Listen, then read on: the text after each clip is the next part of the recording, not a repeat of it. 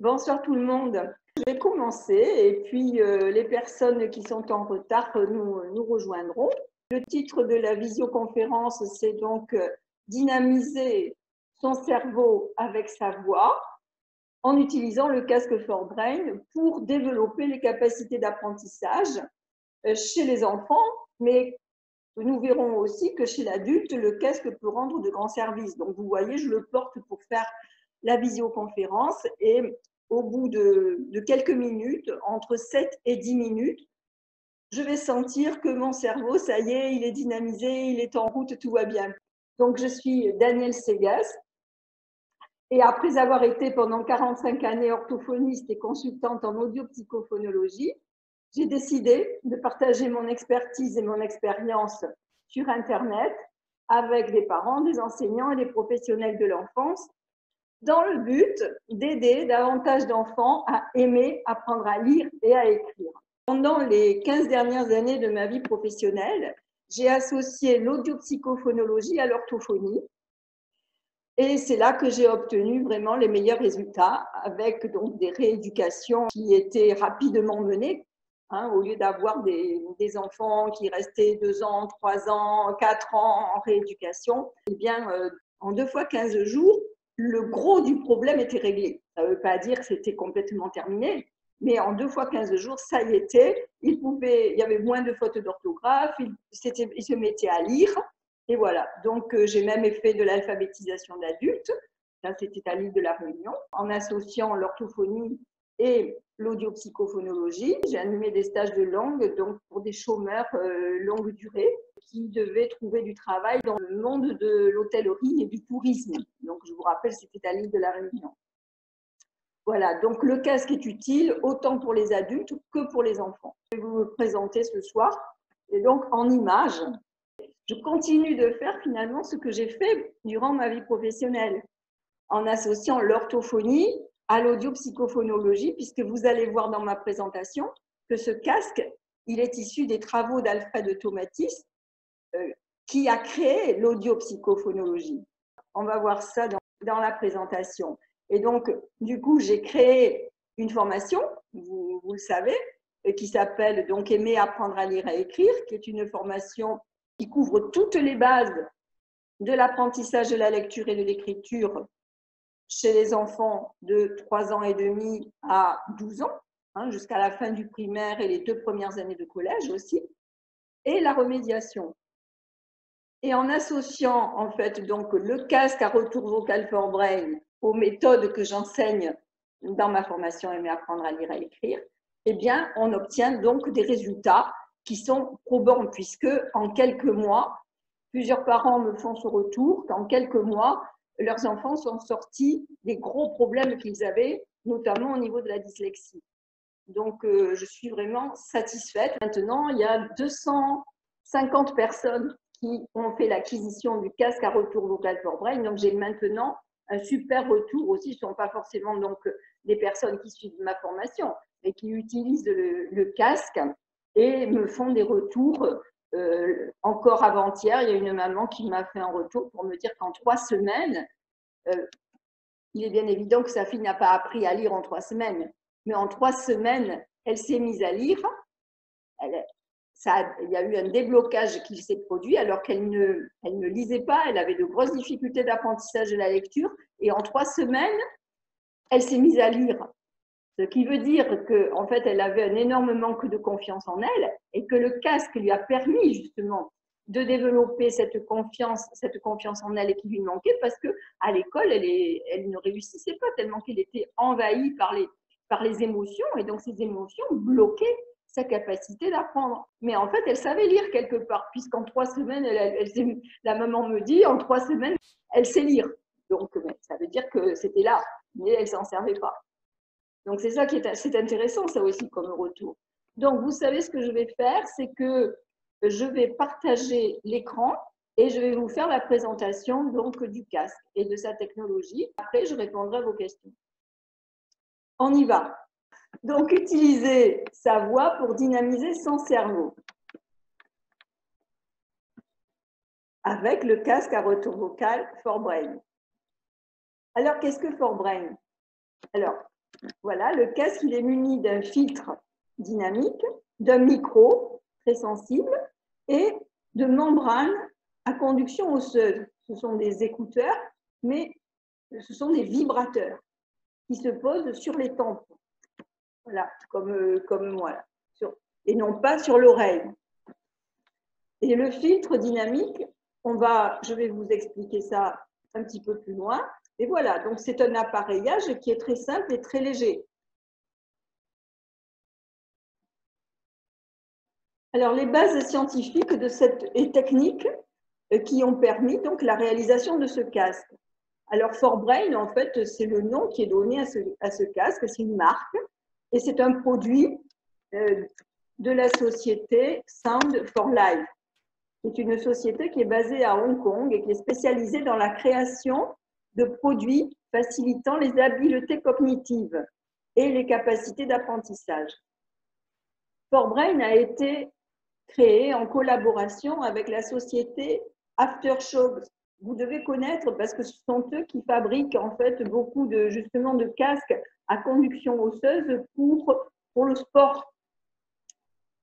Et Forbrain est donc issu de cette technologie de conduction osseuse et des bases scientifiques de la méthode Tomatis, une technique de stimulation neurosensorielle appliquée dans 70 pays par 1500 instituts thérapeutiques et centres du langage. Donc j'ai été moi-même formée donc, par le docteur Tomatis au début des années 90 et j'avais créé à l'île de la Réunion un centre de l'écoute et du langage où j'appliquais la méthode Tomatis, mais rapidement, quand j'ai vu au bout de 3 années, quand j'ai vu ce que j'obtenais comme résultat, parce que je continuais de faire mes tests d'orthophonie, les bilans d'orthophonie pour vérifier en fait, faire un bilan régulier pour voir ce qui se passait.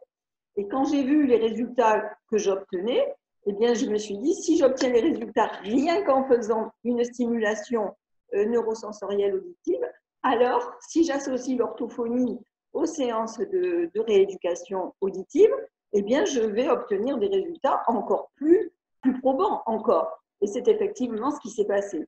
Et donc, pendant 15 années, je me suis vraiment régalée en faisant de la recherche-action, des stages de réussite scolaire pour les enfants, mais aussi des stages de langue pour les adultes et des stages d'alphabétisation aussi pour les adultes, de personnes créolophones. Hein. Même le premier stage de langue, c'était avec des personnes créolophones. Et la transformation physique et psychologique que ces gens-là ont pu faire, c'était vraiment magnifique. Et donc, la méthode Tomatis, elle a été créée par Alfred Tomatis, donc un médecin ORL français, qui est décédé aujourd'hui, hein, et qui a passé la plus grande partie de sa vie professionnelle à étudier les relations entre l'oreille et la voix, puis entre l'oreille et les capacités d'apprentissage, l'oreille et la capacité à communiquer. Donc, l'oreille et la voix, l'oreille et le cerveau, c'est pourquoi j'ai appelé le groupe de suivi des personnes qui font l'acquisition du casque par mon intermédiaire. J'ai appelé le groupe de suivi l'oreille, le cerveau et la voix. Alors, revenons à la technologie. Forbrain est un dispositif qui améliore l'intégration neurosensorielle auditive. Quand on parle d'intégration, c'est que ça s'intègre neurologiquement grâce à 2 technologies, le filtre dynamique et la conduction osseuse. Alors, le filtre dynamique, la conduction osseuse, vous voyez, parce que ça arrive directement ici. Alors, ça, c'est l'oreille interne, avec la cochlée qui est l'organe de l'analyse des sons, le vestibule avec les 3 canaux semi-circulaires qui nous permettent de pouvoir nous orienter dans l'espace. Donc, le vestibule, il contrôle l'orientation dans l'espace, la coordination des mouvements et l'équilibre. Il faut en fait que le cerveau soit en permanence informé de l'action de chaque muscle du corps pour que nous puissions rester en équilibre. Et ça, ici, c'est le nerf auditif qui va porter l'information au cerveau, dans l'aire auditive.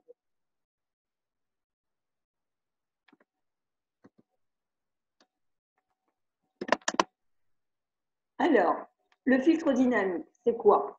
Eh bien, il réagit aux intensités et aux fréquences de la voix. Il amplifie les fréquences aiguës et il diminue les fréquences graves. Pourquoi? Parce qu'en fait, les fréquences aiguës dynamisent le cerveau. Parce que Alfred Tomatis disait que la cochlée analysait surtout les fréquences aiguës et que justement les fréquences graves, elles étaient plutôt analysées par le vestibule. C'est pour cela que les sourds profonds, ils ont des restes. Chez les sourds profonds, la cochlée ne fonctionne pas, mais le vestibule, oui. Donc, ils ont des restes sur les fréquences graves. Donc, le filtre, donc ce filtre dynamique filtre la voix de manière inattendue et discontinue. Donc, le filtrage ne se fait pas de manière continue pour pouvoir maintenir le cerveau en éveil. Donc, c'est pour surprendre le cerveau et le garder dans un état d'attention soutenue. Donc, non seulement on entend bien sa voix, on entend sa voix d'une manière confortable, mais en plus, il y a ce filtre-là, ce filtre dynamique qui permet en fait de maintenir le cerveau en éveil. Il améliore la qualité sensorielle de l'information. Ça veut dire qu'on perçoit beaucoup mieux l'information et donc au niveau de la voix, au niveau du langage, eh bien, il y a une meilleure analyse du son et ensuite, donc là, quand je parle, ma voix, elle va du micro dans le filtre, du filtre dans les écouteurs et directement à l'oreille interne et ensuite au cerveau dans les centres du langage. Donc, il y a une compréhension qui se fait beaucoup plus rapidement puisque la voix osseuse, elle est 10 fois plus rapide que la voix aérienne. Et donc, ça diminue la perception du bruit environnant et du coup, on peut entendre confortablement sa voix et du coup, on va découvrir notre voix aussi. On va s'entendre, on va s'écouter. Et cette nouvelle perception des sons augmente l'attention et la concentration tout en améliorant la qualité et le timbre de la voix. Et ça permet de poser sa voix. C'est pour ça que moi, je le porte. Parce que ça m'aide à poser ma voix et ça m'aide à rester concentrée sur ce que j'ai à dire. Vous voyez, ça y est là, mon cerveau, il est parti. Ça y est, c'est lancé. Je sens que la machine est lancée et là, je suis concentrée. Au début, j'étais un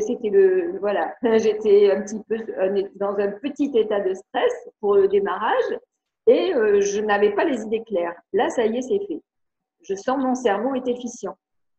Vous voyez, il faut à peu près entre 7 et 10 minutes. C'est pour cela qu'il faut, quand on s'en sert, il faut l'utiliser au moins 10 minutes, entre 10 et 15 minutes. Alors, la boucle audio-vocale, qu'est-ce que c'est que la boucle audio-vocale? Chaque individu perçoit et analyse, assimile et ajuste continuellement l'information sonore qu'il reçoit et produit.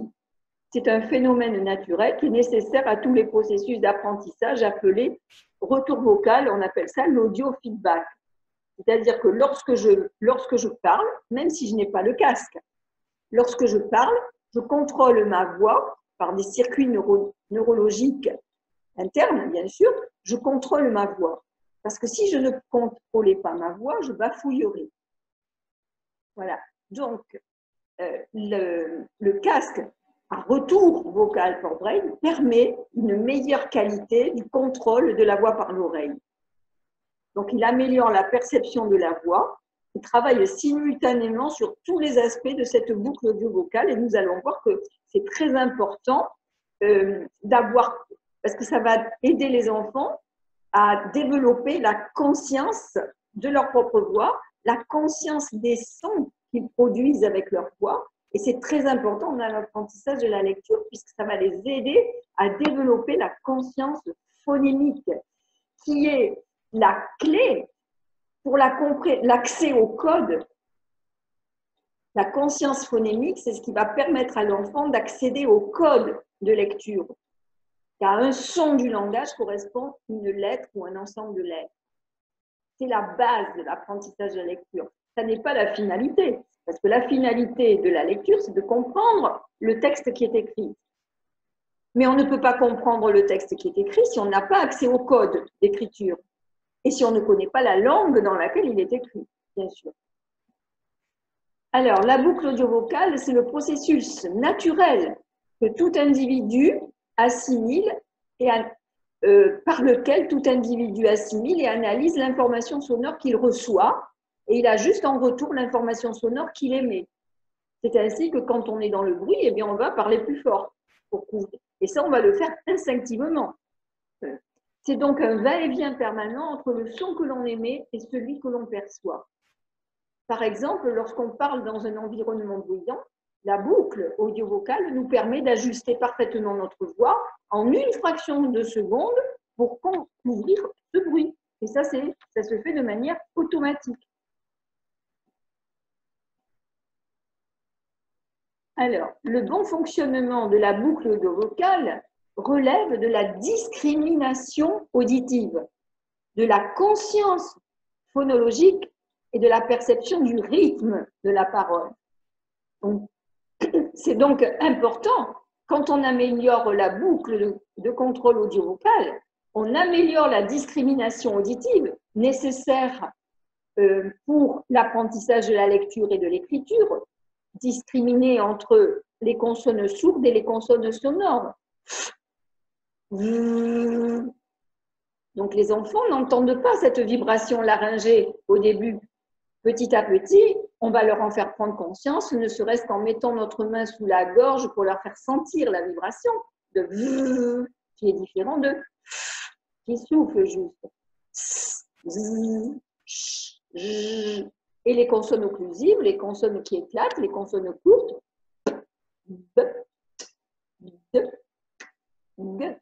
Donc, c'est très important, en améliorant la boucle de contrôle audio-vocal, on améliore la discrimination auditive et donc la discrimination phonétique. La conscience phonologique, la conscience, en fait, donc de la parole, en fait, de l'ordre dans lequel on va, souvent les enfants, quand ils sont jeunes, font des inversions dans les syllabes ou vont dire en oublier, mettons papui au lieu de dire parapluie.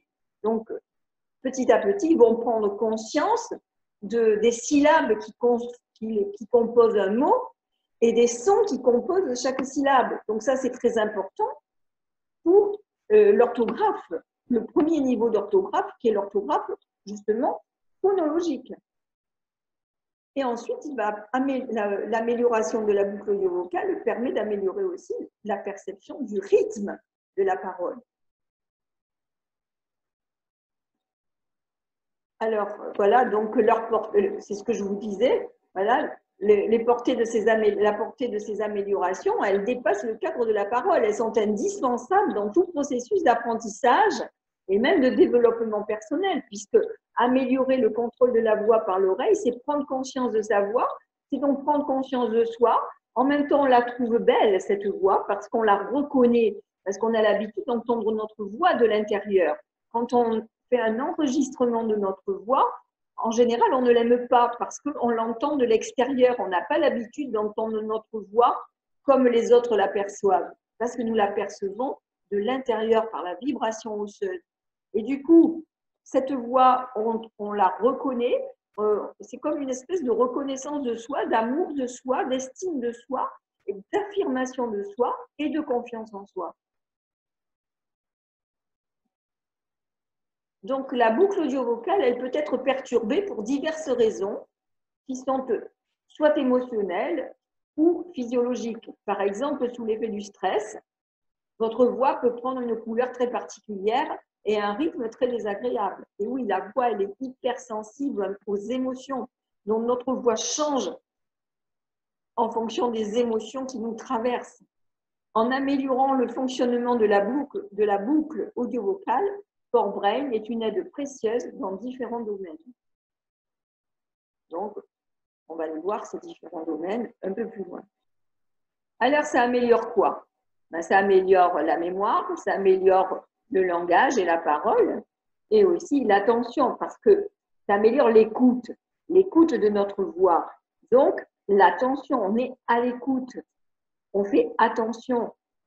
Et le fait d'améliorer l'écoute, ça améliore l'attention, ça améliore la concentration et bien sûr, par voie de conséquence, la mémoire.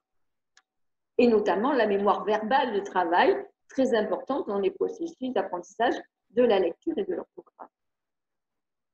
Donc, elle facilite l'acquisition du langage, de la parole et de la prononciation, vous avez compris ça.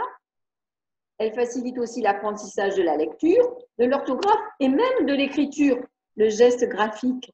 Parce que même si le casque à retour vocal ForBrain agit davantage sur la cochlée que sur le vestibule, n'empêche que le vestibule reçoit quand même, vous avez vu que l'oreille interne, on l'appelle aussi le colimaçon, elle a cette forme d'escargot, donc la partie en spirale, c'est la cochlée, et l'autre partie avec les canaux semi-circulaires, c'est le vestibule. Mais c'est le même organe, donc bien entendu que le vestibule est aussi stimulé par notre voix, en fait. Et donc, du coup, ça améliore le geste graphique et ça facilite l'apprentissage de l'écriture. Dans les cas de dyspraxie et de dysgraphie, je conseille plutôt le casque Sensory. Bon, ce soir, je ne vous présente pas le casque Sensory, je vous le cite au passage. Lui, il travaille davantage sur le vestibule. ForBrain travaille davantage sur la cochlée et le Sensory davantage sur l'équilibre. C'est un programme musical par conduction aérienne et par conduction osseuse. Mais les deux casques, en fait, sont complémentaires. Donc, chez certains enfants qui présentent des syndromes divers, il y a divers syndromes que les enfants peuvent présenter. Donc, chez des enfants qui ont physiologiquement des problèmes et des syndromes qui vont entraîner des difficultés d'apprentissage, le développement des capacités cognitives, et bien l'utilisation des deux casques peut vraiment permettre de gros progrès. Et c'est ce que j'ai plusieurs enfants que je suis qui utilisent le Sensory et le ForBrain, les deux en même temps. D'autres qui ont commencé par le Sensory et qui vont continuer par la suite par le ForBrain, mais tout en continuant de faire des cures avec le Sensory. Le Sensory, il s'utilise pendant 40 jours. C'est un programme sur 40 jours. On arrête 3 semaines, 1 mois, et on recommence de nouveau 40 jours. Et il y a des exercices physiques qui sont associés pendant 5 minutes au programme musical. Donc, voilà, retenez si vous voulez que même le ForBrain permet d'améliorer le geste d'écriture. Et il améliore la posture et la voix parlée, la voix chantée. Et oui, il améliore. Et quand on porte le casque, au bout d'un moment, on se redresse naturellement. Donc au début, moi, je faisais travailler la posture aux enfants. Je leur montrais la posture d'écoute, qui est cette posture de verticalité. Mais finalement, ce n'est même pas la peine de leur montrer, parce qu'avec le casque, ils se redressent naturellement. Ils ne peuvent pas parler avec le casque en étant avachis comme ça. Obligatoirement, ils se redressent. Donc, ce n'est pas la peine d'embêter les enfants avec ce travail sur la posture. Finalement, la posture, ils prennent la bonne posture très rapidement. Donc, ça améliore donc la conscience de sa propre voix. Donc, comme je vous disais tout à l'heure, donc conscience de soi, amour de sa propre voix, amour de soi, estime de soi, affirmation de soi et confiance en soi, tout simplement. C'est un outil de développement personnel. Alors, c'est pour qui? Ben, c'est pour tout le monde, des plus jeunes aux plus âgés. Quelques exceptions cependant. Alors, les enfants en dessous de 3 ans, ça n'est pas recommandé. Pourquoi? Parce que, en fait, ils vont le mettre à la bouche, ils vont le mordre, ils vont voilà, surtout le mettre à la bouche, les enfants de 3 ans. Ceci dit, c'est possible de l'utiliser avec des enfants de moins de 3 ans quand il y a un syndrome quelconque. Voilà, on peut l'utiliser 20 minutes par jour. Mais ça, c'est pareil, il faut voir au cas par cas, il faut voir le cas, il faut voir les enfants, il faut voir si l'enfant est tranquille. Et donc, un enfant qui est tranquille, qui est un peu apathique, etc., il ne va pas forcément triturer le casque et il va se mettre en fait à babiller. C'est ce qu'on appelle des lalations. Il s'amuse avec sa voix. Il met ainsi en route les circuits de contrôle de la voix par l'oreille. Donc, un enfant qui a un retard de développement, même s'il a 1 an et demi, on peut très bien utiliser le ForBrain si on est avec lui et si on voit que il ne le met pas trop à la bouche, etc. Voilà, on peut essayer, voir ce que ça donne et ça provoque justement ce désir de jouer avec sa voix. L'enfant entend sa voix et ça lui donne envie de babiller. Et ce sont les débuts du langage. Donc, en cas d'acouphène, ça n'est pas recommandé. Vous savez, les sifflements dans les oreilles, etc. Donc, le casque n'est pas recommandé dans le cas d'acouphène. Et dans le cas aussi d'une perte auditive supérieure à 80%, c'est-à-dire dans le cas de surdité profonde. À ce moment-là, la personne, elle ne s'entend pas. Elle n'entend pas sa voix. Moi, j'ai essayé avec un jeune homme qui a une surdité profonde et il ne s'entendait pas. Parce que voilà, c'était pour améliorer la qualité de la voix. Essayer, voir si ça fonctionnait. Non, mais il ne s'entendait pas. Dans le cas d'implants cochléaires bilatéraux, alors, si l'implant se trouve sur l'oreille gauche, à ce moment-là, on peut utiliser le fort-brain parce que l'oreille droite, l'oreille droite est bonne. Disons, il n'y a pas de, la cochlée est efficiente. On ne peut pas utiliser avec des implants cochléaires parce que ce sont des prothèses. Donc, on ne va pas stimuler une prothèse, n'est-ce pas? Par contre, si on a l'implant est sur l'oreille gauche et que l'oreille droite entend bien, est fonctionnelle, à ce moment-là, on peut utiliser le fort-brain. Mais si c'est l'oreille gauche, je ne conseille pas parce qu'autrement, on va, étant donné que c'est l'oreille droite qui est reliée à l'hémisphère gauche où sont situés les centres du langage, si l'oreille droite est fonctionnelle, c'est bien de pouvoir stimuler l'oreille droite parce qu'on va stimuler les centres du langage. Mais si c'est l'oreille gauche si c'est l'oreille droite qui est implantée et l'oreille gauche qui est fonctionnelle, moi je ne conseille pas de stimuler l'oreille gauche dans ce cas-là pour ne pas créer trop de déséquilibre. Et puis en cas d'épilepsie, il faut, voilà, là il faut demander l'avis du médecin. Bon, moi, j'ai plusieurs enfants qui ont une épilepsie qui utilisent le fort-brain sans problème. Mais la société fort-brain n'encourage pas parce qu'elle ne veut pas avoir de… Elle laisse cela. Elle dit c'est déconseillé dans le cas d'épilepsie, demander un avis médical. Elle ne veut pas se mouiller, n'est-ce pas? Mais moi, j'ai plusieurs mamans qui m'ont dit mais non, moi, ça, je prends sur moi, même les mamans médecins, etc. Elles ont acheté le casque, il n'y a pas eu de problème de crise d'épilepsie avec le casque.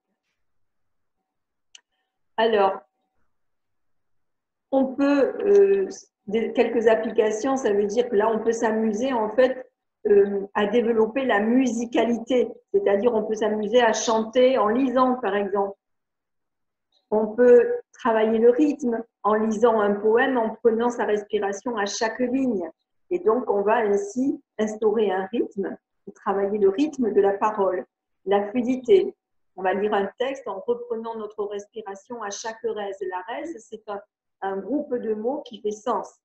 Donc, j'ai fait une petite vidéo à ce sujet qui s'appelle lecture fractionnée, exercice de lecture fractionnée, où au crayon à papier, note les rèses à l'enfant, c'est-à-dire on va regrouper les mots, quelques mots qui vont ensemble, on ne va pas couper à n'importe quel endroit, hein, on va mettre ensemble des groupes de mots qui font sens. Et la diction, on va s'amuser à changer de volume toutes les 5 secondes. Donc, changer le volume de la voix, c'est-à-dire on va baisser le ton, puis on va remonter, et puis voilà, on va s'amuser ainsi à prendre une voix d'orateur et à baisser un petit peu. Et hop, on va recommencer. Voilà, on joue avec sa voix en quelque sorte. Et ainsi, on dynamise notre cerveau tout en travaillant musicalité, rythme, fluidité, diction. Et avec les jeunes enfants, les petits qui ne peuvent pas lire pour stimuler leur cerveau. Donc, comment on fait? D'une part, on peut très bien jouer avec eux et eux, ils portent le casque et pendant qu'ils vont jouer, ils vont parler, ils vont faire même si ce sont des enfants qui ne parlent pas, qui produisent des sons malgré tout, hein, je pense à des enfants autistes non-verbaux, eh bien le fait de porter le casque va leur donner envie de produire des sons et de jouer avec leur voix.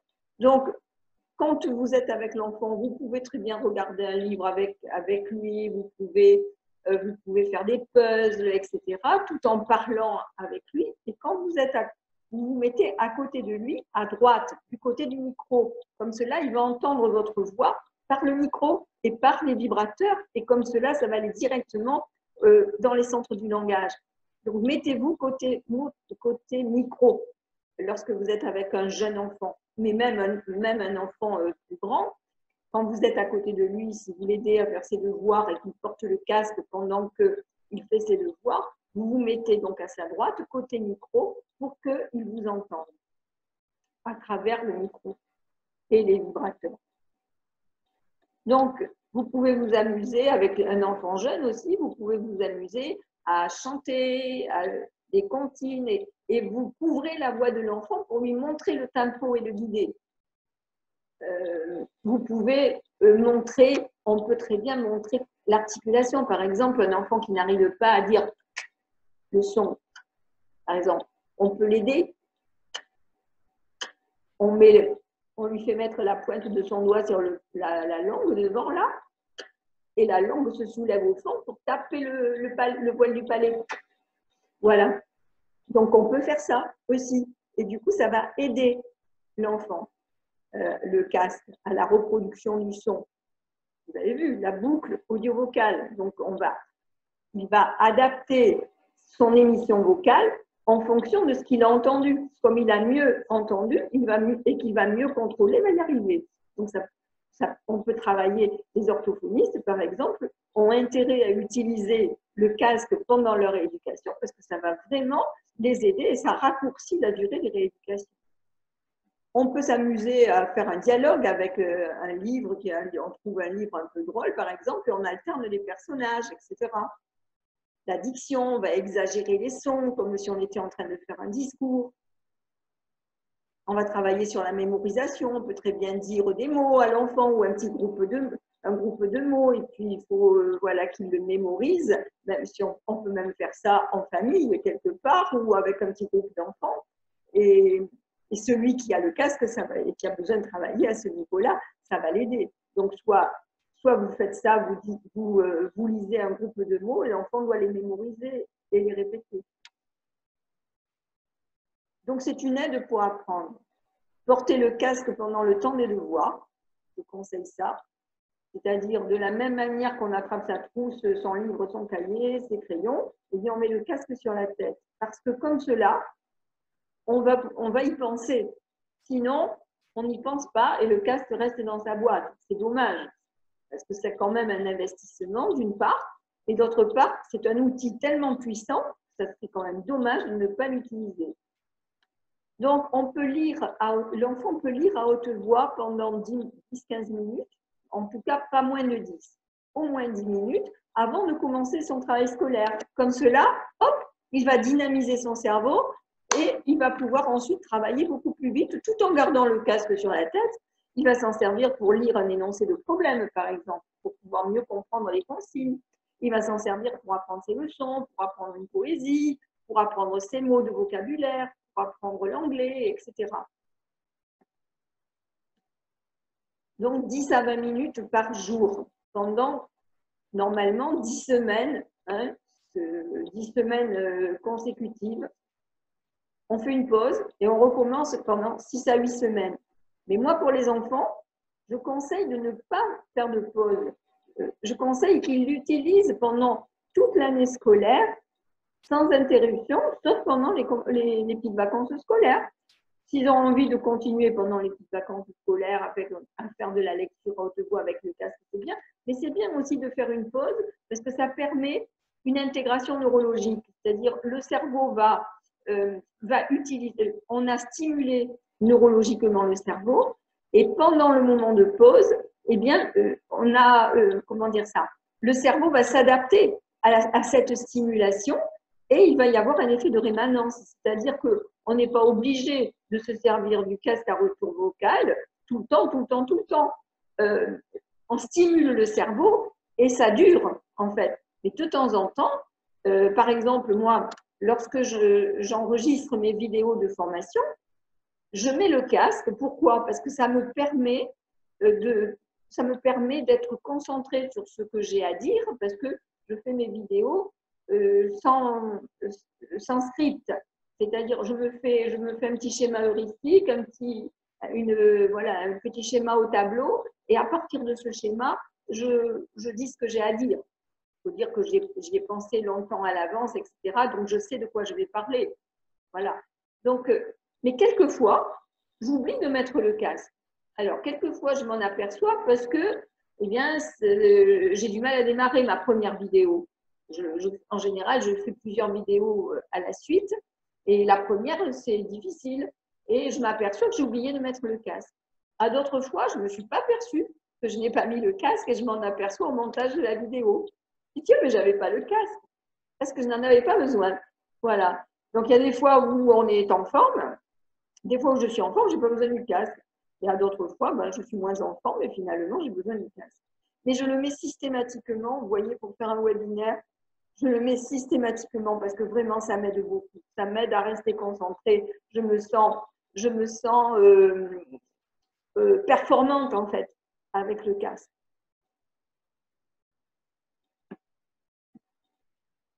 Alors, des études scientifiques sont faites pour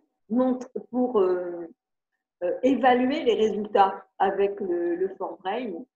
Donc, il y a un médecin qui est un neurologue, un neuropsychologue, le docteur à l'Université de Barcelone, le docteur Carl Essera,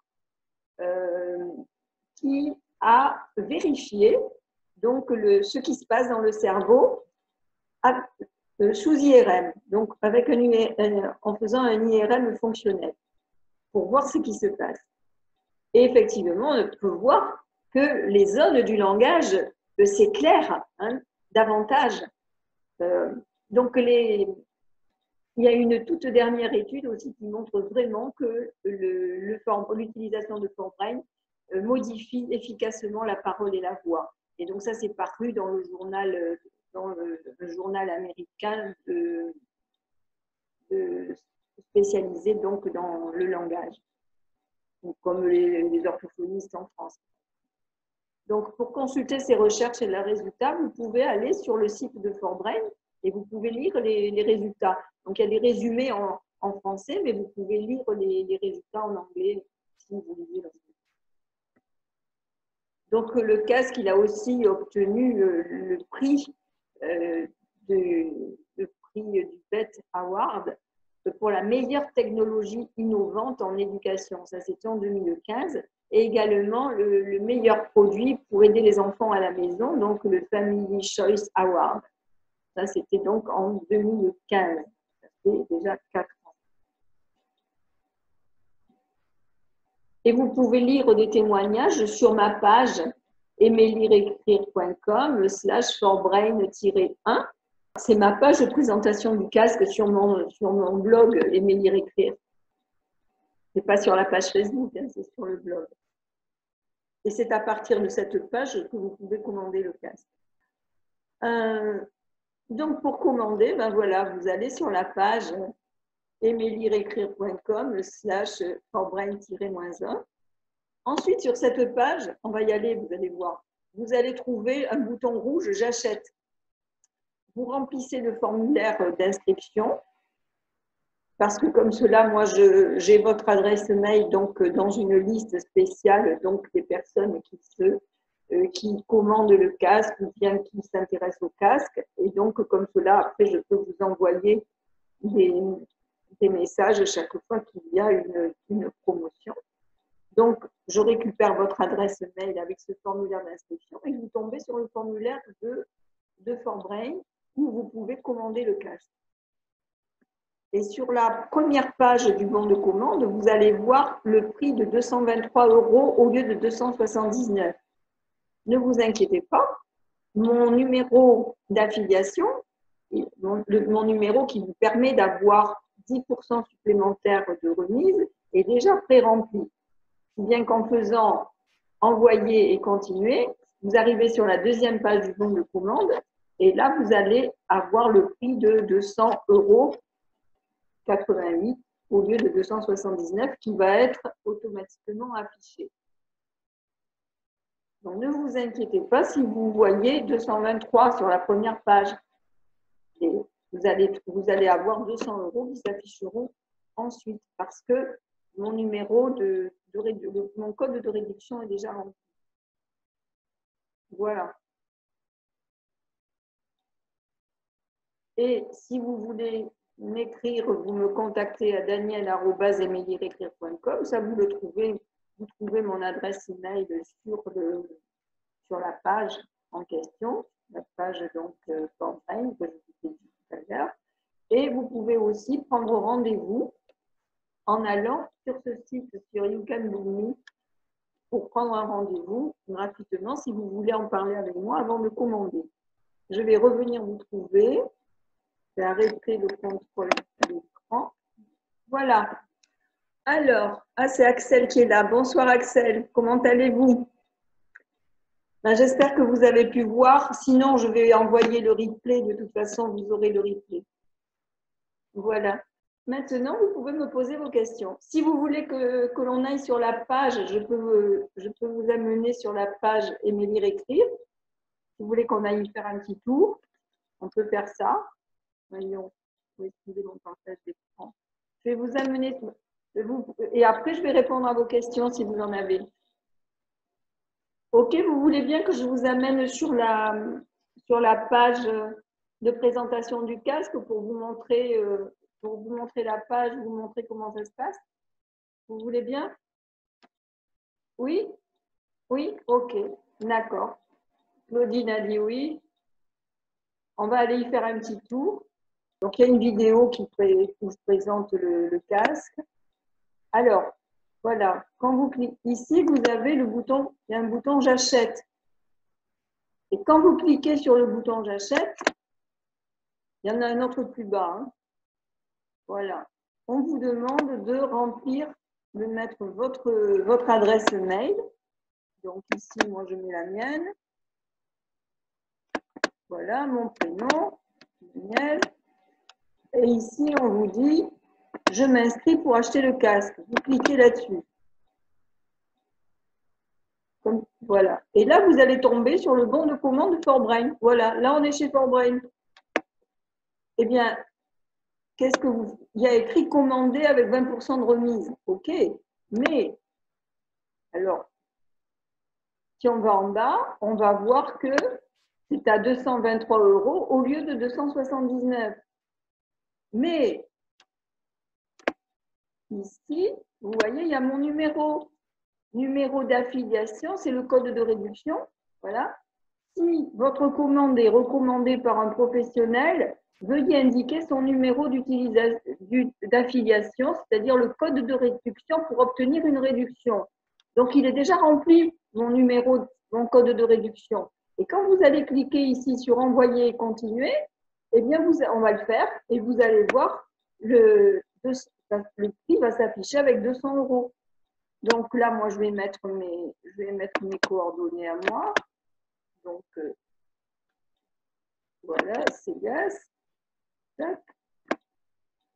Voilà, donc j'ai rempli. Voilà, vous remplissez vos coordonnées, votre nom, votre adresse. Surtout, vous mettez bien votre adresse pour la livraison. C'est vraiment très important de bien mettre l'adresse, surtout si vous habitez au Maroc. Voilà. Et ensuite, quand vous avez rempli, vous allez jusqu'en bas. Vous faites envoyer et continuer, vous ne risquez rien, vous n'avez pas sorti votre carte bancaire encore. Hein. Donc, ne vous inquiétez pas, vous appuyez là-dessus. Et voilà, vous tombez sur la deuxième page du bon de commande et vous voyez, le prix a baissé 200,70 €. Voilà, donc le prix réduit, c'est 223 au lieu de 279. Et vous avez une remise de 10% supplémentaire, c'est-à-dire 22,30 € en moins. Ça vous fait 200,70 €. Et après, vous faites accepter et régler. Et là, vous allez payer. Quand vous faites ça, vous allez payer avec… veuillez cocher cette case. Ah oui, il faut cocher. En cochant cette case, vous confirmez avoir lu et accepté les conditions de vente. Donc, on clique la case, on fait accepter et régler. Et là, vous vous trouvez donc sur la page de paiement sécurisée de Forbrain pour payer avec votre carte bancaire. Donc, si je fais ça, tac, hop,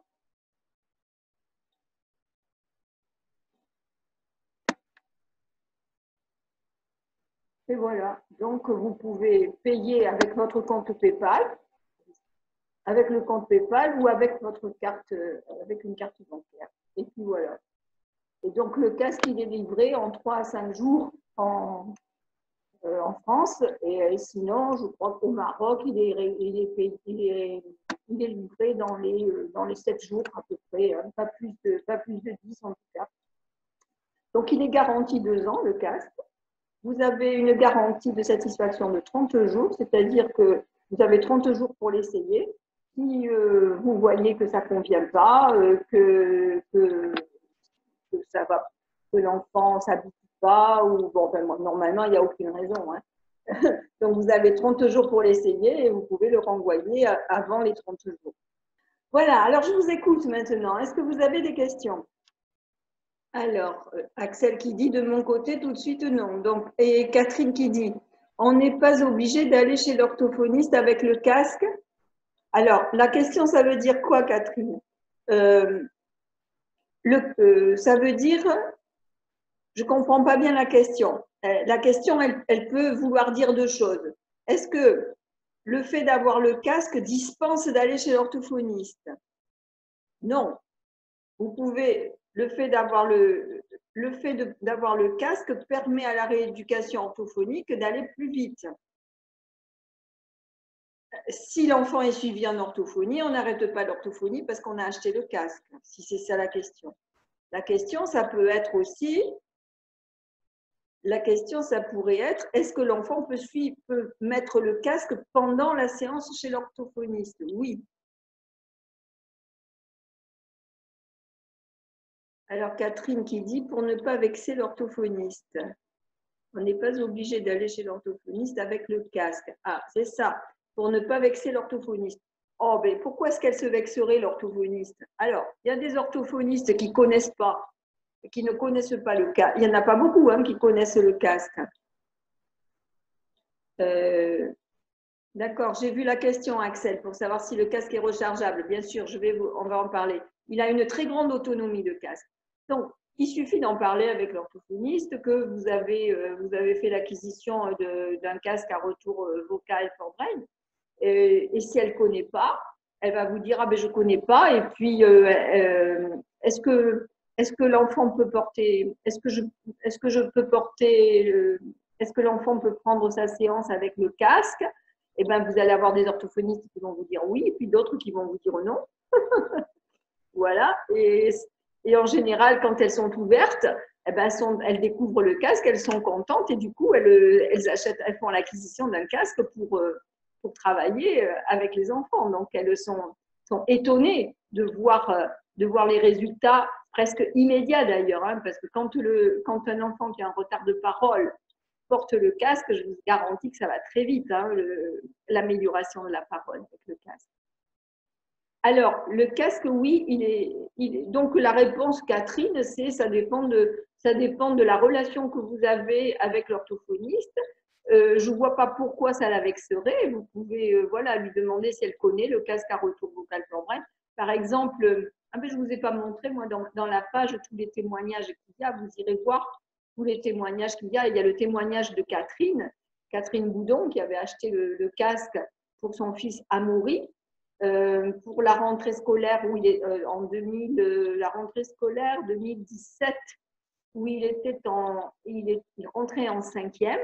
Donc en mai 2017, l'orthophonie, il a fait un bilan orthophonique pour suivre des séances d'orthophonie à ce moment-là, en fin d'année de 6e, en mai 2017.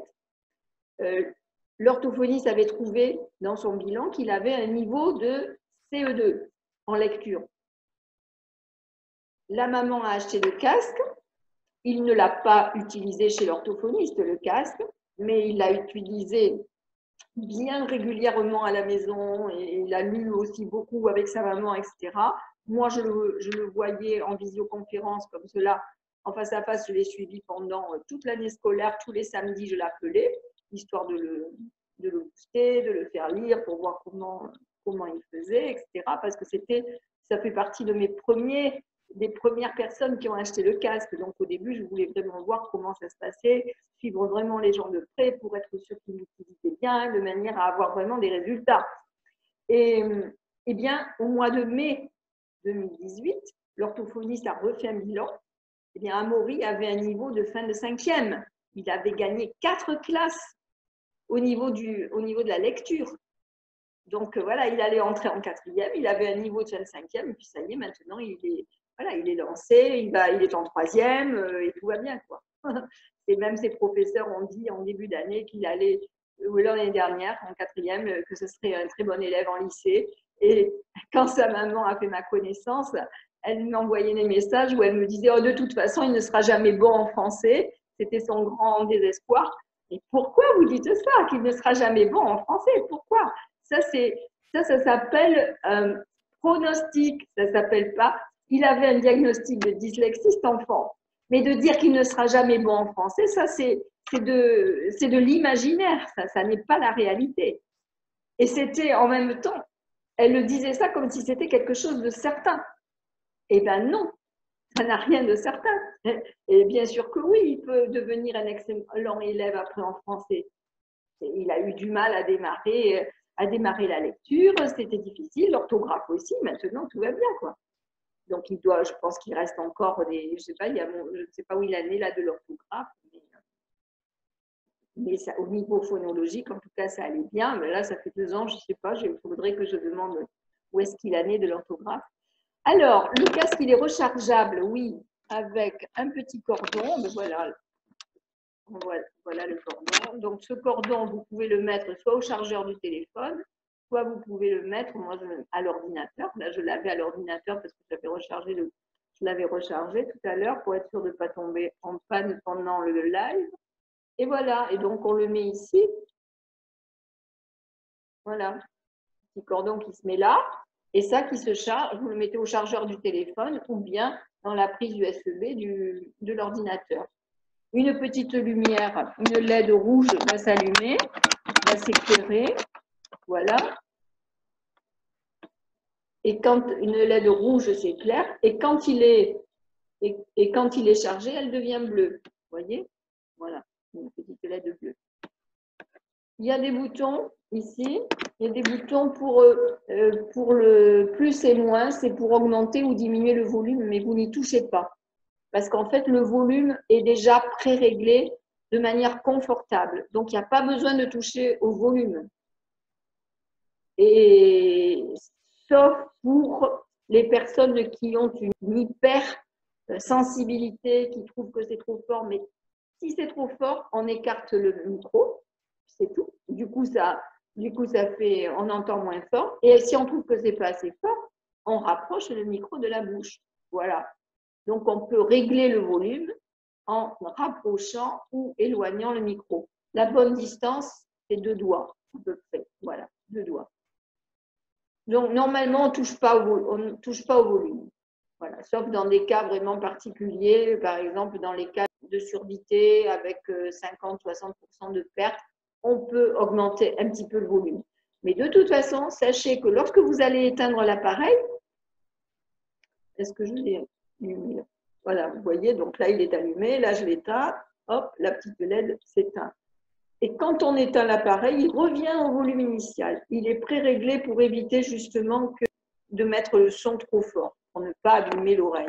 Pour éviter d'avoir une panne comme ça, vous pouvez le charger on va dire toutes les semaines. Si vous vous en servez vraiment tous les jours, vous le chargez toutes les semaines. Moi, je sais que je ne les charge pas forcément toutes les semaines. Hein. Ils tiennent bien, mais j'en ai 2, moi. Mais parce que quand je travaille avec les enfants, donc l'enfant a son casque, moi aussi je mets le mien. Voilà, et donc, oui, moi je le mets aussi parce que c'est bien que les enfants voient que c'est pas que pour eux, quoi, le casque. Et il ne faut pas leur présenter le casque comme si, voilà, tu as des problèmes, alors j'achète un casque parce que tu as des problèmes et ça va t'aider pour plus avoir de problèmes. Non, le casque, c'est d'abord, vous l'essayez vous, le casque, pour vous rendre compte de ce que ça fait pour vous. Et vous pouvez vous en servir pour vous du casque, faire de la lecture à haute voix. Vous choisissez un moment de la journée vous pouvez parler au téléphone avec le casque. Moi, je m'en sers beaucoup quand je fais mes entretiens. Par exemple, le mercredi, j'ai eu 4 rendez-vous. J'ai eu donc 4 personnes en entretien. J'ai parlé pratiquement 4 heures d'affilée. Et donc, j'ai mis le casque. J'ai eu des pauses un petit peu entre-temps. Et j'ai mis le casque parce que ça m'a permis de ne pas être fatiguée. C'est-à-dire qu'au lieu de me fatiguer, ben, je ressors de mes entretiens, je ressors dynamisée. Alors, bon, moi, je l'utilise pendant longtemps, comme là, vous voyez. Donc, ça fait 1 heure que je parle avec le casque. Mais j'ai l'habitude. J'ai des années et des années de stimulation sensorielle auditive. Donc, mon cerveau, il a l'habitude. Donc, c'est pas… Mais il va arriver un moment, si je continue, ça m'arrive dans les Facebook Live, qui durent quelquefois longtemps, qui durent 2 heures quelquefois, et bien à un moment donné, je sens une barre ici. Je sens que, voilà, mon cerveau sature et qu'il est temps d'arrêter. Alors, c'est ce que je vous disais, Catherine, la durée d'autonomie, voilà, moi, il peut avoir une durée d'1 semaine à 10 jours. Donc, je sais pas, moi, vous choisissez un jour de la semaine, je sais pas, moi, tous les samedis, vous mettez votre casque à charger, tous les samedis soirs, comme ça, vous savez que voilà, que vous tombez jamais en panne, quoi. Mais de toute façon, même si jamais, bon, ben, hop, la batterie est déchargée, ben, vous le mettez à charger, et puis voilà, hein. Il charge assez vite. Je pense qu'en 1 heure, il est chargé. Je crois. Mais moi, je le mets la nuit. Comme ça, je sais que je n'ai pas de souci avec ça. Donc, il a une très grande autonomie, pas de problème. Voilà, c'est tout.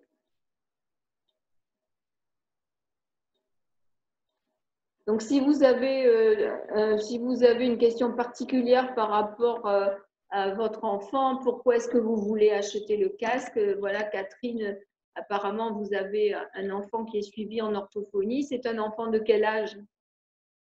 10 ans. D'accord. Et donc, les problèmes de lecture, orthographe, dans les enfants, ils s'aperçoivent d'eux-mêmes que ça leur rend service. Donc, ils aiment bien l'utiliser. Et à 10 ans, ça va. Quelquefois, les ados, ouais, dyslexie, dysorthographie sévère.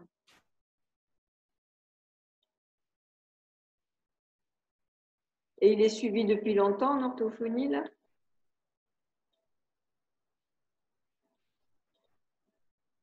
Parce que donc le fait de développer les capacités d'attention et de concentration et la mémoire verbale de travail, ça va l'aider au niveau de l'orthographe, ça va diminuer les fautes d'orthographe et ça va aussi au niveau de la dyslexie, ça va lui permettre de pouvoir améliorer la compréhension de la lecture au fur et à mesure qu'il lit.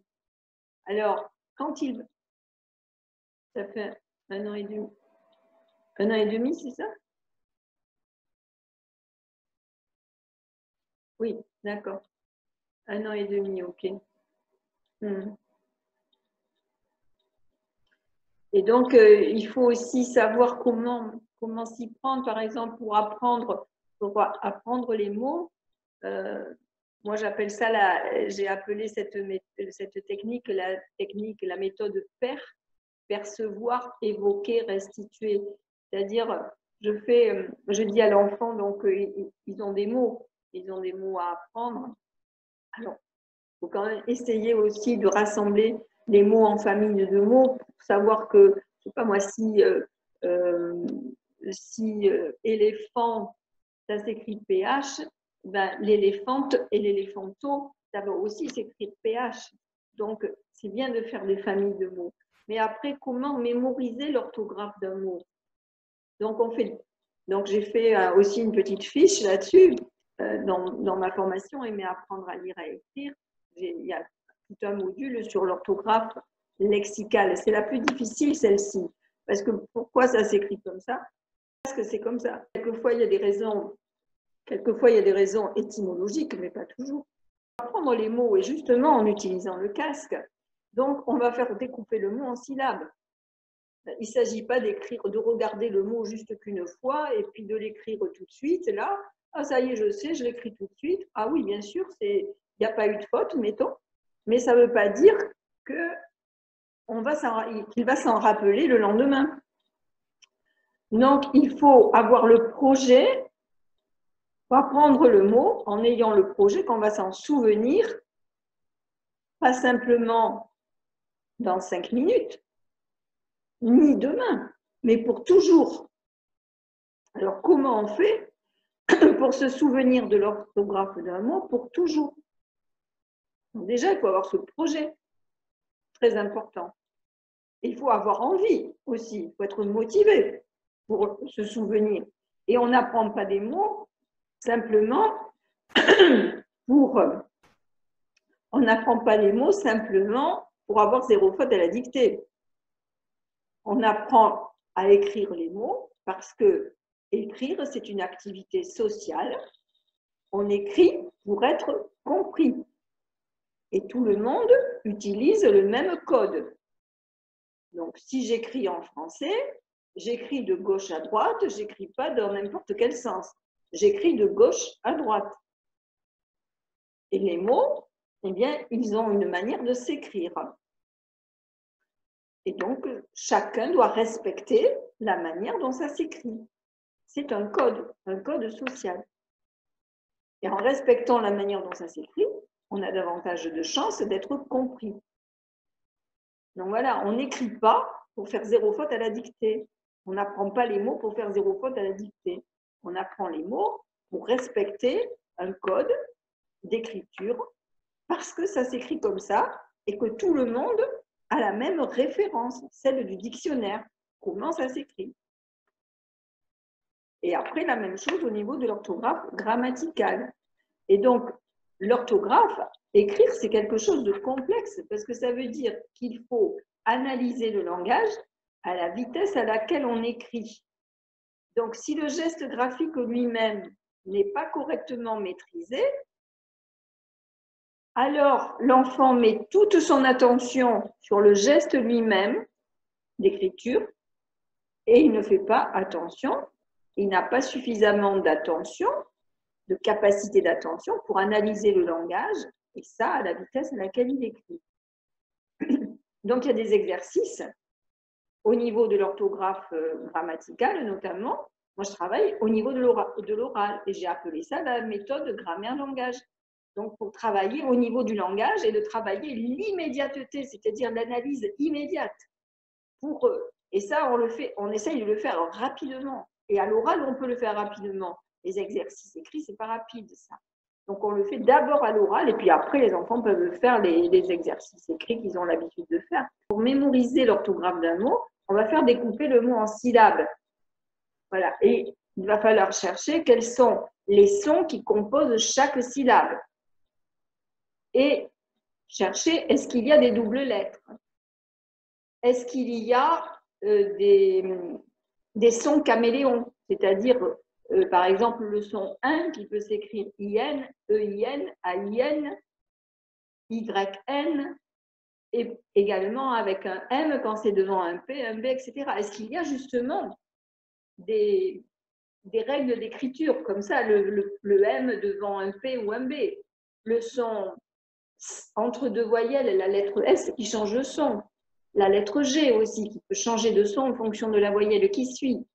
Et est-ce que ce mot a plusieurs sens? Par exemple, si on dit vert, par exemple, est-ce qu'il s'agit d'un ver de terre? Est-ce qu'il s'agit de la couleur de quelque chose qui est vert, la couleur? Le vert aussi, est-ce que c'est, voilà, le vert, c'est pas pareil que vert. Mais justement, souvent à l'oreille, les enfants, ils ont du mal à entendre le E à la fin des mots. Vert, le E fait sonner le R ici, la consonne finale. Donc, il découpe son mot en syllabes.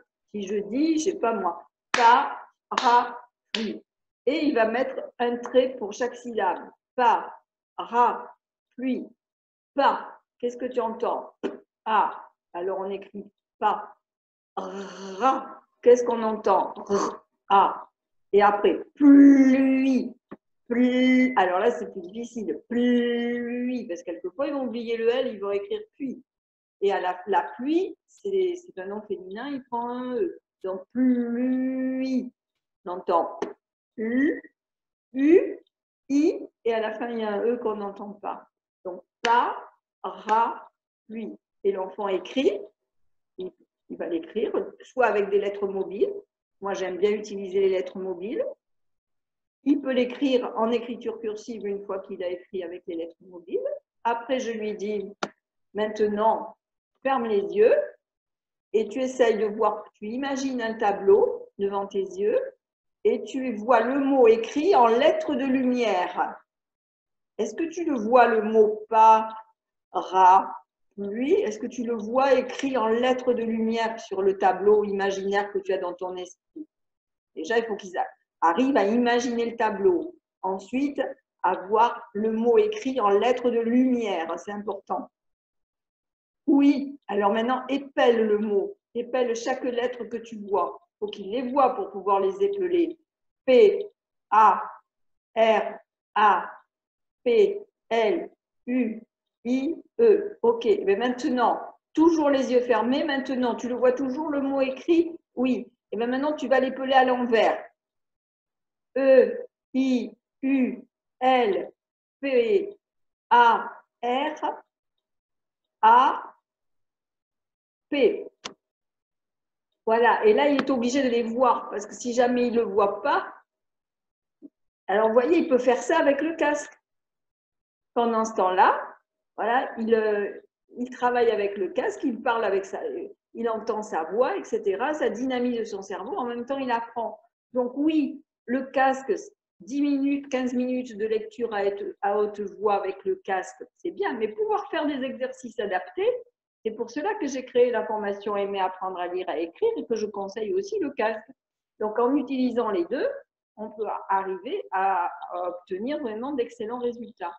Est-ce que l'orthophonie, il y va combien de fois par semaine? La plupart du temps, c'est une fois. Et souvent, c'est une demi-heure.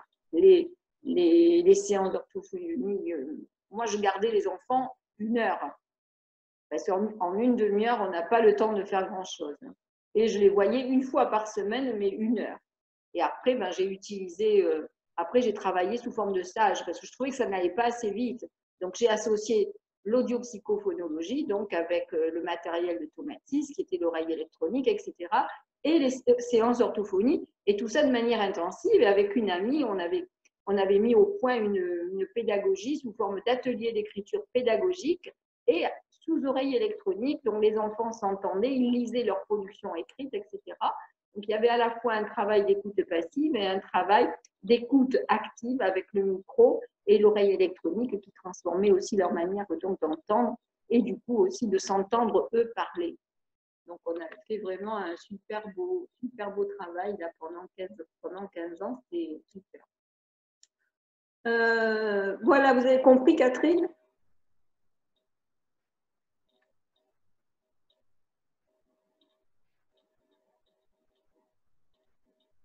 D'accord. 2 séances par semaine, oui, de 30 minutes. OK. En 30 minutes, voilà, hein, le temps de s'installer, tout ça, 30 minutes, c'est vite passé, surtout à 10 ans, quoi. Mais bon, les orthophonistes, elles ont beaucoup de travail, elles ont des listes d'attente. Et donc, et puis le temps réglementaire d'une séance, c'est 30 minutes minimum. Donc, ça veut dire que ça peut être plus. Ah oui, la réglementation concernant les arbres. Oui, il y a une nomenclature, AMO10, AMO12. AMO10, c'est donc pour les rééducations de dyslexie, dysorthographie, rééducation du langage écrit. Oui, il est dit dans la nomenclature que la durée des séances, c'est une demi-heure minimum. Donc, on ne peut pas garder les enfants moins d'une demi-heure. C'est ça que ça veut dire. On peut les garder plus d'une demi-heure. Donc voilà, donc vous avez pris est-ce que vous avez pris l'adresse alors pour le lien pour aller, si vous voulez commander le casque, le lien sur de la page, hein? aimélierécrire.com/forbrain-du6-1. Catherine qui dit, il ne me reste plus qu'à me procurer le casque. Oui, et puis, oui, ben bien, si vous pouvez. Et puis, là, il est en promotion jusqu'au 27 décembre. Voilà. Et après, il y aura de nouvelles promotions, mais après, maintenant, il y en a eu une pour la rentrée des classes qui a duré un mois. Là, celle-ci, il est en promotion depuis le 27 novembre, donc jusqu'au 27 décembre. Ça va être encore un mois. Et après, ça va être peut-être pour l'été. Cet été, ils avaient fait une promotion en juillet. Et après, à la rentrée des classes. Donc là, si vous pouvez le prendre maintenant, c'est bien. Parce que il va pouvoir en profiter là pour cette année scolaire. Sinon, après, ben voilà, ça sera pendant l'été ou alors à la rentrée scolaire. Et puis, si vous avez fait l'acquisition du casque, ben vous pouvez me joindre pour que, voilà, je peux même faire une séance avec votre fils au téléphone, enfin, en visioconférence, comme ça, pour discuter avec lui et puis, voilà, vous guider un petit peu justement au niveau du travail que vous pouvez faire à la maison, là, pour l'aider, pour l'orthographe, en plus des séances d'orthophonie.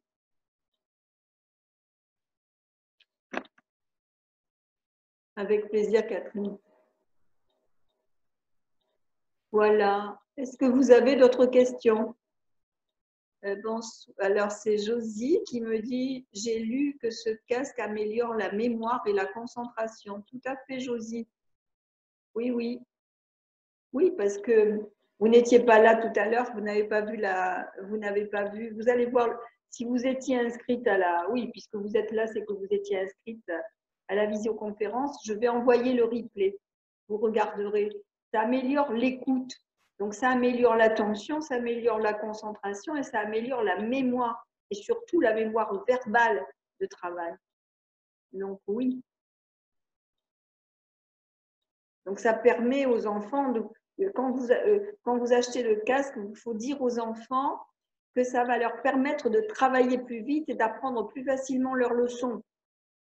Et en fait, il faut qu'ils imaginent, si jamais ils passaient un IRM, voilà, un scanner de leur cerveau, et qu'ils pourraient imaginer, en fait, moi je leur dis ça, imagine ton cerveau pendant que tu parles, ton cerveau, là, ça s'éclaire de partout. Tu as plein de circuits de neurones qui se mettent à fonctionner, voilà, qui se créent les uns les autres. Imagine dans ton cerveau ce qui est en train de se passer. Donc, pendant que tu fais de la lecture à haute voix, tu es en train de développer les circuits neuronaux de ton cerveau, les circuits du langage qui vont servir à l'apprentissage, parce que c'est l'hémisphère gauche qui est sollicité pour les apprentissages scolaires. Et les enfants, ils utilisent davantage leur hémisphère droit. Et donc, en travaillant là avec sa propre voix, on travaille à développer des connexions neuroniques au niveau des centres du langage, au niveau de l'hémisphère gauche. Donc, ça facilite l'apprentissage également pour ça. Donc, ça améliore la compréhension et la fluidité de la lecture. Ça permet, comme je vous montrais tout à l'heure, d'améliorer l'orthographe et donc de pouvoir mieux analyser les mots, l'analyse phonétique des mots pour pouvoir écrire correctement les mots, travailler sur la mémoire du mot, comme je vous ai montré avec la méthode PER, et puis ensuite l'orthographe grammaticale. Et donc, il y a toute une manière de faire aussi pour pouvoir amener les enfants à réfléchir rapidement et au niveau d'intégrer neurologiquement toutes les notions grammaticales, c'est-à-dire avoir la conscience des mots que l'on utilise pour parler et quelles sont les différentes sortes de mots, les noms, les déterminants, les adjectifs, donc tout ce qui fait partie de la famille du nom. Ensuite, la famille du verbe, les pronoms personnels, les compléments, le verbe, les adverbes, et après tous les petits mots de liaison.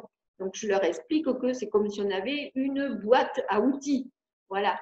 Et après, il faut qu'ils prennent conscience de ces notions-là sans qu'on leur dise le nom au début. Donc, et que le nom, C'est pas le mot, faire la différence entre un mot et un nom. Et le nom, il sert à nommer le monde. Tout ce qui existe a un nom. Donc, il y a des noms de personnes, les noms d'animaux, et puis tout le reste, c'est les noms de choses. Mais quand on parle de la beauté, par exemple, la beauté, la liberté, etc., qu'est-ce que c'est que ça? Ce sont des personnes, des animaux, des choses. Ah, mais non, ce sont des choses. Alors, puisque ce n'est pas une personne, ce n'est pas un animal, ce sont des choses. Et la notion de genre, masculin, féminin, sans donner le nom d'abord. Voilà. Donc, on travaille avec le déterminant. Est-ce qu'on dit un ou est-ce qu'on dit une, etc. Donc, dans le cas de français langue étrangère, c'est pas évident que que les êtres sexués ont un genre, on dit un ou on dit une. Mais pour les choses, pourquoi est-ce qu'on dit une table? Pourquoi est-ce qu'on dit un tabouret? Parce que c'est comme ça. Donc oui, Josie, le casque améliore l'attention, la concentration. Il améliore la mémoire et la concentration parce qu'il augmente les capacités d'attention, d'écoute, donc d'attention. Parce que là, faire attention, l'écoute, c'est ça. C'est le fait. Et l'écoute, c'est pas simplement le fait d'entendre. L'écoute, on peut entendre sans écouter, n'est-ce pas? Donc, l'écoute, c'est toute une mobilisation du corps qui se redresse. Hein, vraiment, c'est une posture psychologique, l'écoute. Et le fait donc d'améliorer les capacités d'écoute améliore les capacités d'attention, de concentration et de mémoire. Voilà. Oui, Josie, le casque, c'est autant pour les enfants que pour les adultes. Vous voyez, je le porte. Voilà, il est comme ça, le casque. Donc, je porte le casque pour moi, là, pour me concentrer, pour me dynamiser, pour avoir les idées claires. Ça me permet de bien suivre ma pensée. Ça permet de poser ma voix. Ça provoque vraiment une dynamisation cérébrale et on le sent au bout de 7, c'est entre 7 et 10 minutes. Voilà, on sent vraiment que, hop, quand les enfants lisent, entre 7 et 10 minutes, hop, le rythme s'accélère, ils s'aperçoivent eux-mêmes qu'ils se sont trompés, ils reviennent en arrière. Donc, Catherine, si vous achetez le casque, si vous êtes toujours là, si vous achetez le casque, que votre enfant fait de la lecture à haute voix, vous pouvez être à côté pour écouter ce qu'il dit, mais il peut le faire en autonomie. C'est ça qui est intéressant. Et au bout d'un moment, s'il se trompe, vous ne dites rien. Parce qu'au bout d'un moment, il va s'apercevoir qu'il se trompe. Et il va revenir en arrière pour se corriger.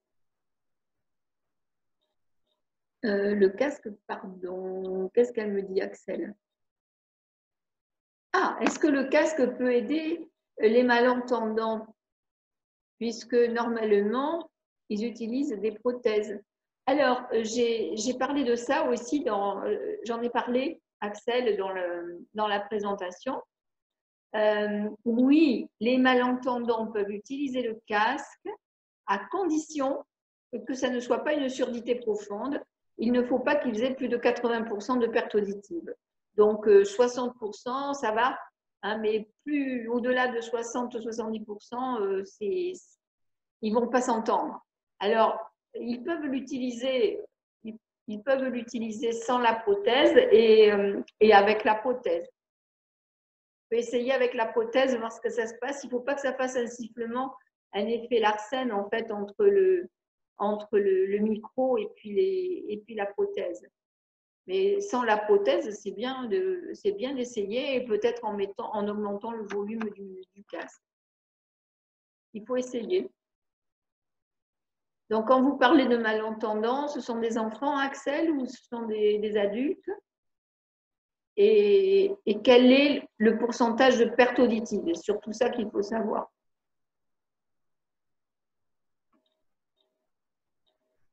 Pour des enfants, ok. Alors, tout dépend. Si c'est une surdité moyenne, ça va. Si jusqu'à 60 décibels, 60, 70, ça va. Après, ça va pas. Après, ils ne s'entendent pas, ça ne marche pas. C'est ça, surdité moyenne, mais c'est possible. C'est possible. Josie qui dit, je perds la mémoire, je n'arrive pas à me concentrer. Alors, les problèmes de mémoire, tout ça, c'est aussi, il y a le stress. Hein. Le stress va entraîner des difficultés d'attention et de concentration parce qu'on est en train de ruminer là. Hein. Il y a le petit vélo. Alors, le fait de porter le casque, de faire de la lecture à haute voix avec le casque, on entend sa voix de manière confortable. Donc, du coup, on n'entend plus les pensées parasites qu'on a dans sa tête là. On est concentré sur sa voix. Donc, ça permet aussi de lâcher prise avec toutes les pensées que l'on peut avoir là, à ruminer sans cesse. Alors, ne dites pas que vous perdez la mémoire, parce qu'autrement, vous allez le croire, vous perdez la mémoire.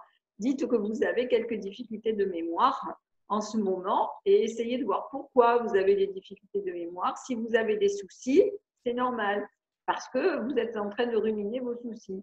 Donc, et si vous avez, et du coup, vous avez bien entendu du mal à vous concentrer parce que sur autre chose que sur vos pensées ou que sur vos problèmes. Donc, c'est vraiment un outil de développement personnel, le casque, hein, parce que entendre nos pensées, les entendre. En fait, quand on a des pensées, comment on va dire, qui sont gênantes, on se débrouille pour ne pas les entendre, justement. Et ça, c'est pas bon, parce qu'en fait, l'écoute, c'est devenir conscient, justement. Développer ses capacités d'écoute, c'est devenir conscient, conscient de ce qui nous traverse, conscient de nos émotions, conscient de nos pensées. Et vous allez voir qu'une des pensées vont entraîner des émotions. Voilà. Et donc, et Josie qui me dit oui, tout à fait. Mais oui, voilà, c'est ça. Si on a des soucis, c'est normal d'avoir des difficultés de mémoire parce que des difficultés d'attention, de concentration et on est fatigué parce que sans arrêt, le petit vélo qui tourne. Donc, le casque, il va vous aider. Vous allez, en faisant 10 minutes, un quart d'heure tous les jours de lecture à haute voix, vous pouvez même le faire 2 fois un quart d'heure hein, parce qu'on peut l'utiliser une demi-heure par jour. Il ne faut pas l'utiliser plus non plus parce que ça, voilà, c'est très puissant comme casque, hein, en tout cas. Voilà. Donc, et pas le soir avant d'aller dormir, parce que ça va, moi par exemple, là, je vais avoir du mal à trouver le sommeil, parce que je vais avoir dynamisé trop longtemps mon cerveau, je le sais, chaque fois c'est pareil. Alors, je pense bien essayer le casque, me dit Axel, sur l'enfant malentendant. Elle fait partie de ma cible dans l'école où j'interviens. Oui, oui, oui. Donc, si c'est une surdité moyenne, vous pouvez, puis on est en contact puisque vous suivez la formation et vous me parlerez de cet enfant et puis on verra. Je vous accompagnerai. Oui. Donc voilà, Josie, pour vous dynamiser, voilà, 15 minutes, 20 minutes le matin avant de partir travailler, ça c'est bien aussi de pouvoir prendre le temps le matin tranquillement pour se dynamiser pour la journée. Hop, pour se mettre en train, vous faites 20, entre 10 et 20 minutes de lecture, 15 minutes de lecture à haute voix. Vous vous levez un peu plus tôt, vous faites ça, c'est le travail pour vous mettre en forme, pour vous mettre en train. Et vous allez voir, si vous allez travailler, vous allez arriver sur votre lieu de travail en forme, prête à vous mettre au boulot. Oui. J'ai une de mes nièces qui faisait ça. Et quand elle travaillait dans une association, et généralement, quand elle arrivait, son premier travail, c'était de prendre un café pour se mettre en train. Et quand elle a acheté le casque pour ses enfants, et du coup, elle l'a utilisé elle-même, et tous les matins, elle prenait le temps de faire 20 minutes de lecture à haute voix avant de réveiller les enfants. Et elle disait qu'elle ne prenait plus son café quand elle arrivait au boulot. Elle était tout de suite opérationnelle pour travailler et qu'elle était capable comme cela donc de pouvoir faire plusieurs choses. En fait, elle était dynamique et que les jours où elle ne faisait pas la lecture à haute voix, ben, elle voyait bien la différence, qu'elle était beaucoup moins performante. En fait. Si l'enfant est à haut potentiel, cette stimulation cérébrale n'est-elle pas dangereuse? Mais pourquoi? déjà que le cerveau est en permanence en ébullition. Non, non, non. Non, Catherine, ne vous inquiétez pas. Non, non, non. Non. Là, ça va au contraire réguler les choses parce que, vous savez, le cerveau, il s'adapte à la stimulation qu'on lui donne et il prend ce qui lui convient. C'est ça l'histoire. Donc, par exemple, moi, mon amie là, avec qui je travaillais, là, qui venait travailler avec moi à La Réunion, elle habite ici dans la région bordelaise, hein, puisque je suis à Bordeaux là maintenant. Eh bien, elle ne peut pas lire plus de 10 minutes. Au bout de 10 minutes, ça la fatigue. Voilà. Pour d'autres personnes, ça ne fait pas du tout la même chose. Donc, tout dépend de chacun et vous inquiétez pas.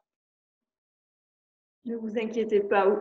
Ça, au contraire, je suis sûre que ça va réguler le. Parce qu'en fait, oui, vous dites c'est en ébullition en permanence. Il y a 30, les enfants à haut potentiel, ils pensent par flash. Et après, ils sont incapables de dire comment ils ont fait pour trouver ce qu'ils ont trouvé. Ils ont trouvé la réponse, mais ils sont incapables de dire comment ils ont fait, ils ne se rappellent plus. Et de toute façon, c'est vrai. Donc de toute façon, Catherine, voilà, en fonction de, c'est lui qui va voir hein, aussi, il va essayer. Donc 10 minutes, un quart d'heure, et puis voilà. Et puis vous voyez ce qui se passe. Si vous regardez ce qui se passe, mais normalement, je suis sûre que ça va pas le gêner, au contraire. Vous inquiétez pas, ça va pas, on va pas tout cramer là. Non. Ça risque rien, c'est pas dangereux ce casque. Mais c'est vrai que ça procure une dynamisation cérébrale et que donc c'est pour cela qu'il recommande d'être prudent quand même dans le cas d'épilepsie. Voilà. Mais bon, si on l'utilise, toutes les personnes qui ont des enfants avec une épilepsie que je connais, ben, ils n'ont pas fait de crise et donc il faut prendre la précaution d'y aller doucement au début, au besoin faire 5 minutes, après 10, après un quart d'heure. Mais là, dans un cas de haut potentiel, il n'y a pas de souci, ça ne va pas créer davantage de problèmes. Ne vous inquiétez pas. Je pense que dans son cas, ça va le calmer. Parce qu'il va s'écouter. Ça va le poser, justement.